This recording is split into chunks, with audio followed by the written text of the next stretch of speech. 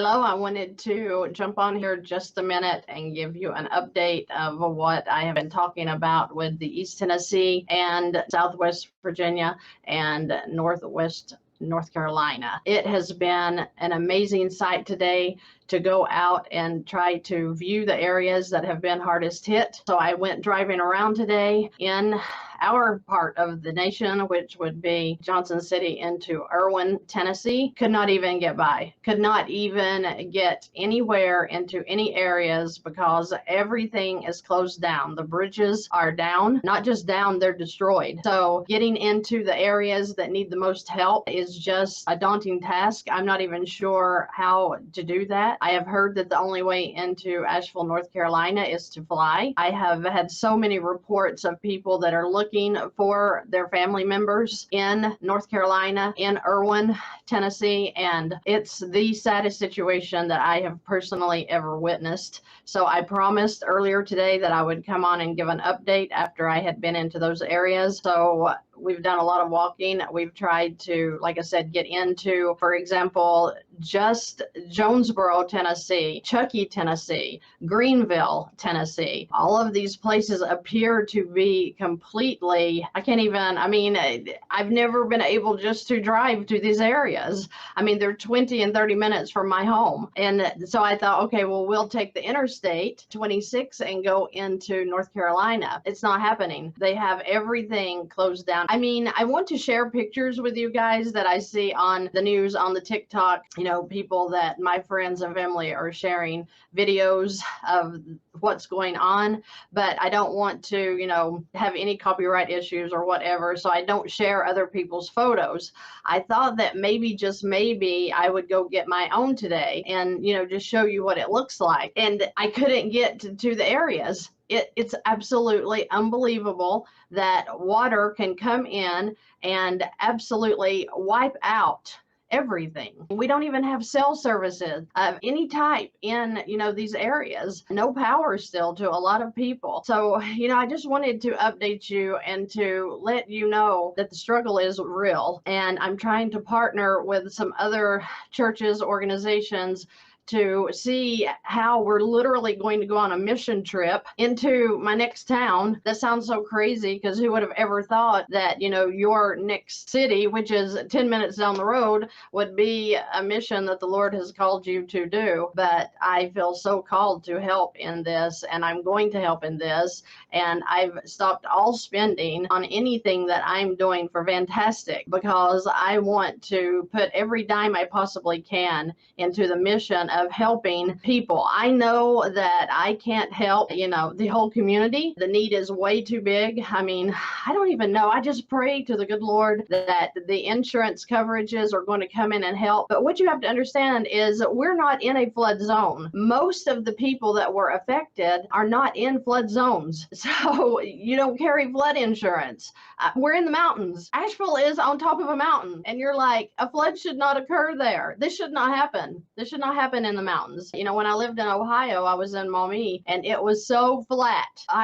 You felt like you could see to the other side of the world. It was so flat. I understood the floods up there. I don't understand what has happened here and how this could happen, but I wish that I could share something that I saw today. There is this place at Biltmore. I'm sure a lot of you have heard of the Biltmore Mansion in Asheville, North Carolina. And there's this old village called the Old Village at Biltmore. Wow. They have 5-star restaurants there. They have the cutest little shopping centers. They have, Dunkin' Donuts. It's just such a neat town, a neat, sweet town. And I could not believe it's completely wiped. No highway, just mud. And the buildings, the tops of them, you could see laying everywhere. I could not believe my eyes just to watch, these mudslides coming off of Black Mountain and stuff like that. It's just crazy. It's crazy what is going on in my hometown. So I wanted to come on and tell you guys, please, please, please start and keep praying for my hometown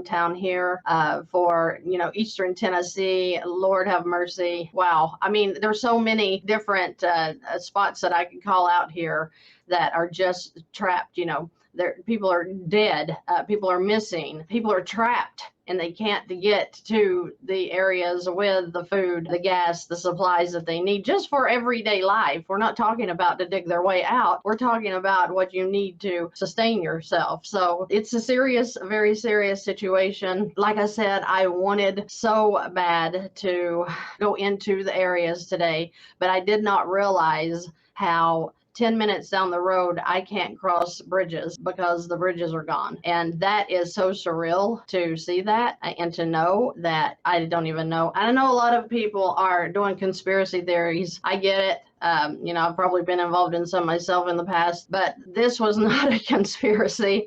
This was just crazy natural disaster in action. It's just sad to see how quickly life can change. I even have a story of my uncle of mine that owns a farm, and he had gone out just to move some tractors out of the way and got caught up in the flood that came through as well, all but lost his life. So the stories are very close to home. And, to imagine that a tractor could float down a river. And I'm just like, how does that even happen? I was over here, they call it the Covered Bridge in Elizabeth, in Tennessee, and it did not get taken down. I don't even know how. It's like 100 years old. But you could see down another bridge just 200 feet from it, not far. The rocks, the stones in the river had piled up in piles. I told my husband, I said, that is crazy that water can have that much force, that it's able to move still and it's able to move the rocks. And I was telling him just a minute ago how the earth can literally come in and take over everything that man has built. Now, that's God. That's amazing. That just natural disaster, we hear that all the time with hurricanes and tornadoes and flooding. I am just like totally, I guess that I come on here to vent a little bit because I hope you all will share with me, how devastated your areas have been in the past maybe, and what in the world, you do in situations like this, because it seems overwhelming. And I think the saddest thing is that I don't want to even have a good time. I don't want to be enjoying things right now, because in my mind and my heart, knowing that these people are trapped and they're probably scared to death in their area, and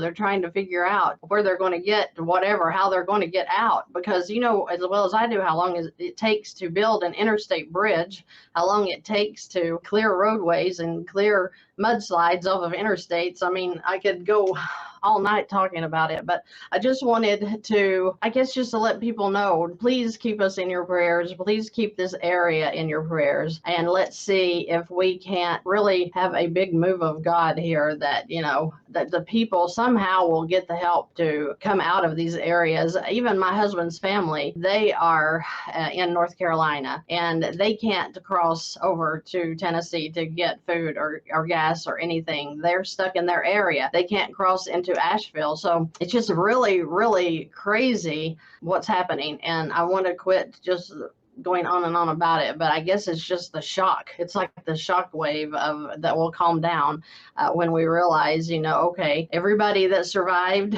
is going to be fine. But I saw some people in the chat on my last live where they were literally talking about having survivor's remorse. And wow, I never even thought about that being a real thing, but I guess it is. And it's just crazy how you keep learning, I guess, until the day you die, because I'm 53 years old and I have never seen anything like this in my life. And I am ready to just jump in head first. That's why I have the fund. And you guys have, let me just stop for a second. You guys have shared so much. I am in shock. Okay. I never dreamed when I opened up the fund that you all would be so involved in helping me to help people. But wow, big, huge blessings are going to come out of this. I know that because the Lord has told us that whatever measure we give, He gives back. And I am 1000% a believer in that. And I live that every single day of my life. And obviously you guys do too. Obviously you do too, because I have had so many donations into that fund. It's been exciting to watch that. So the fund is set and it's growing, and I am super excited to learn how we're going to go on this mission together. And Fantastic is going to be able to support. We're going to be able to help these teams that are moving in. So excited. I was so surprised at this and how many people are wanting to get involved. I was contacted by a church in another state today, and they're getting a team together to come do this. And I'm like, wow, that is awesome. Has anybody ever dealt with GoFundMe before? Because I have not, and I'm wondering about how they work exactly. I don't know. I've never had to use a GoFund before, but I was sitting Saturday morning and I was thinking, what are we going to do here? How are we going to help the people? And it was just like they came to me. Let's set up a GoFund. Let's let the fantastic community have a part in this healing of what's been going on here. And you all have come in like crazy. See, the problem is for me is you can't get into the areas to find out. Now, I did see a beautiful sight today when I was in Erwin trying to look around. The National Guard was coming through, and I mean, it must have been 25 trucks, and they were all dump trucks, and I thought that was so beautiful to see them come in moving towards Erwin. Now, I don't know how they're getting into the areas. Everywhere I went, the bridge was down. You couldn't. I don't even know what I was doing wrong. I've been all over this area. Asheville, North Carolina is one of my favorite places to go. Love that place. Like I said, my husband's family lives up there, so we're up there all the time. We had just been up there the day before this happened on Wednesday, and it was like everything went to crazy. Thursday, I believe it was Thursday, everything started happening. And, you know, I was so worried about his family, and I was in tears yesterday morning because I was like, where is your family? Why have they not contacted us? And finally, they sent a message, I thank the Lord, saying that they were stuck up there. They were trying to find a way to get into Tennessee, which they know they're welcome to come and stay here, but they were looking for a way into Tennessee, and they could not get a way down. So the bridge was out, the roads, the interstates are closed, all the little back roads that we used to take before the interstate was built. Yes, I'm that old. We used to take these hairpin curves and get into the Asheville area, but they built the interstate. It's been wonderful. You can get there, and you know, we can get to his family in 30 minutes from Johnson City, and you know, everything was great. And then now here we are. So they are fine though. They wrote again today. I take it they have to drive to a certain area higher up on the mountain or something, because Verizon has really been down everywhere, and you just don't have any there. I was just in Elizabethton before I come on here tonight. I came through that area. They still have bridges that are closed there as well. I hear Roan Mountain is in bad shape. I've heard Hampton was nearly wiped out. It's crazy. It's insane. And I saw the Erwin Hospital, it's a Unicoi County hospital, was completely covered all the way up to the roof with water. And I'm like, how does that even happen? So I just, I'm sorry. I'm just like so overwhelmed, and I wanted to come on and share with you guys so that you realize what is going on in this area. I have things that I'm wanting to do. So everybody knows I'm having the conference coming up in October, and that is overwhelming to me now. I'm super excited about it still, but trying to calm down from this so I can get back focused on the conference and what we're going to be doing there has been overwhelming this week. But you know, Chris Nagle is having he's having a couple of conferences coming up, and I wanted to hit those in October and November, but you know, they sent me the invoice today for it, and I'm going to have to respond that I'm putting off all spending, that every dime I can bring in is going to go to help these neighbors of mine right now, just to get some people back up on their feet. I know I can't do much with the Fantastic Fund. We're going to do more, so I'm super excited about that, but I'm going to just have to, you know, patiently wait and see where the Lord leads on how we're going to use the funds, how the funds can be used where they're most needed. That's what I want to do. And you know me, guys, I'm not going to do anything until I know for sure that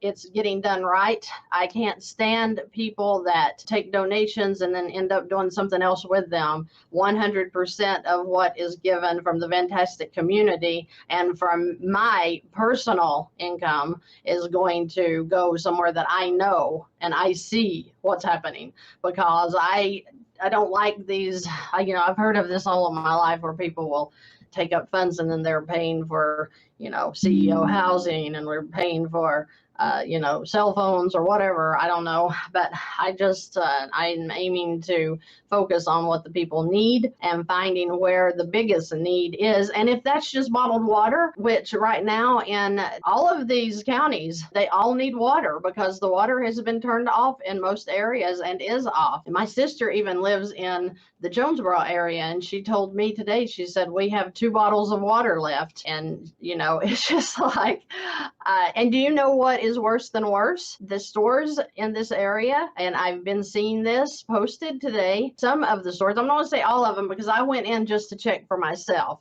and to pick up some water, but I saw where, I'm not going to say the chain grocery stores that are doing this, but they are hiking the water up. And you're like, what the heck? Is things not bad enough that you want to raise the packaged water bottles, So the package of water bottles, I think it's regular $4 or $5 is $11 in this area right now. That's hurtful. That's hurtful.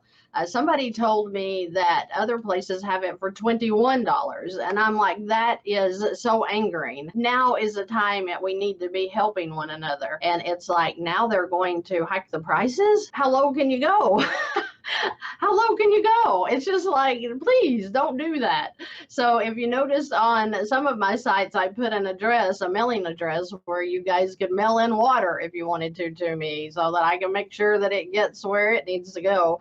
I just can't believe people want to make money off of everything. It is disgusting. But I just wanted to jump on and say hello, give you some updates, and thank you. I just wanted to thank you because I think you guys are a peculiar people that are very, very precious to me. And I thank you for every sweet comment that you give me every single day. And I can't wait to see you in the next video. So I hope you guys have a great night. Have a great rest of your week. If I don't see you, but you probably will because I am going to give you updates. So I hope you have a good one. Bye-bye.